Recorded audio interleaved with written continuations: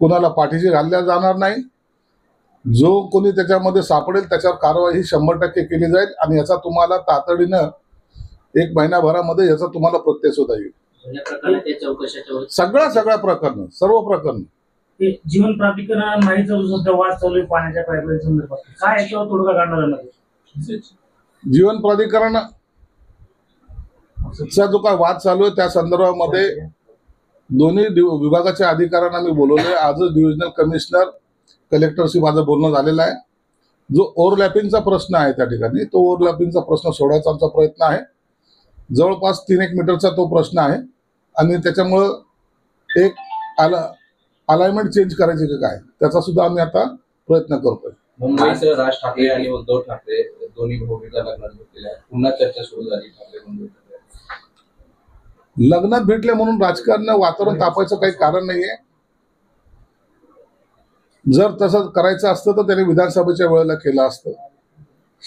राज ठाकरे साहेबांनी अनेक वेळेला त्यांना टाळी देण्याचा प्रयत्न केला, परंतु उद्धव साहेबांनी तो हात मागे घेण्याचा अनेक वेळेला प्रयत्न त्यांचा झालेला आहे। म्हणून मला वाटतं त्यांचा कधी एकत्रीकरण होणं आताच्या घडीला तरी शक्य नाही। शिवसेनेला जी खाती मिळाली त्यावर समाधानी आहात का तुम्ही? निश्चित समाधानी आहोत। आम्हाला जी खाती मिळेल त्यात आम्ही निश्चित चांगलं काम करून दाखवणार आहोत आणि जेवढं जास्त काम करता येईल, कारण की मुख्यमंत्री देवेंद्र फडणवीस असतील, शिंदे साहेब असतील, या सर्व कामाचा आढावा दर 3 महिन्याला घेणार आहेत। म्हणून काम करणं हे गरजेचं आहे। नसता एकनाथ शिंदे साहेबांनी सरळ सांगितलेलं आहे, ज्याचा परफॉर्मन्स चांगला नसेल त्याला 6 महिन्यात असेल, वर्षभरात असेल, त्याची खाती काय त्याला मंत्रिपदावरून काढलं जाईल। तुम्ही पालकमंत्री होण्याचा दावा करताय, पण डीपीसीच्या सर्व निधींचं शेवटच्या टप्प्यामध्ये अब्दुल सत्तारांनी नियोजन करून टाकलं होतं, त्याचं पुन्हा फेरनियोजन केलं जाईल। आता त्याचं फेरनियोजन केले जाईल। चुकीच्या ठिकाणी कोणताही निधी वापरला जाणार नाही। चुकीचे कामं कोणीही केले असतील तर त्याच्यावर कारवाई केली जाईल आणि म्हणून आता येणाऱ्या 1 तारखेला 1 किंवा 2 तारखेला डीपीडीसीची एक बैठक बोलवली जाईल। त्यामध्ये या सर्व गोष्टीचा अहवाल ह्या कलेक्टरला आताच मी सांगितलेलं आहे की तुम्ही मला तो अहवाल त्या टायमाला मला तयार पाहिजे आणि त्या अहवालानुसार सर्वांना कारवाई सुद्धा केली जाईल। असं की तुमच्याच पक्षाचे पालकमंत्री आहेत ना, तुम्ही तुमच्या आधीच्या मंत्र्यांच्या कामांचं कोणी पालकमंत्री असो, मंत्री असो, आमदार असो, खासदार असो, कोणताही शासकीय निधीचा गैरवापर कोणीही करता कामा नये।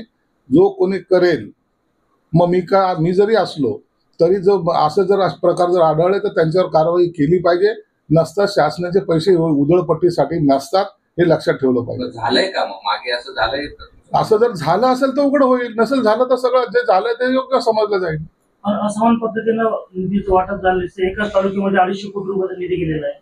त्याचा सर्वाचा आम्ही आता अहवाल मागवलेला आहे। बीपीडीसी मध्ये त्या सर्व प्रकारांची चर्चा होईल। सिडकोचं अध्यक्षपद आपल्याकडे जाईल कसं? ते आता मुख्यमंत्री आणि उपमुख्यमंत्री ठरवतील। अब्दुल सत्तार हे शिरोडमध्ये दरवर्षी वाढदिवस साजरा करतात, परंतु त्यांना मंत्रिपद नाही मिळाल्यामुळे शहराच्या ठिकाणी ते वाढदिवस साजरा करताना शक्ती प्रदर्शन करणार आहे, कसं बघताय? ते मोठे नेते आहेत, शहराच्या ठिकाणी काय मुंबई सारख्या ठिकाणी सुद्धा करू शकतात, म्हणून त्याच्याबद्दलचं आपण कुठे वाढदिवस साजरा करावा याच्यावर काही ऑब्जेक्शन घेण्यासारखं नाहीये।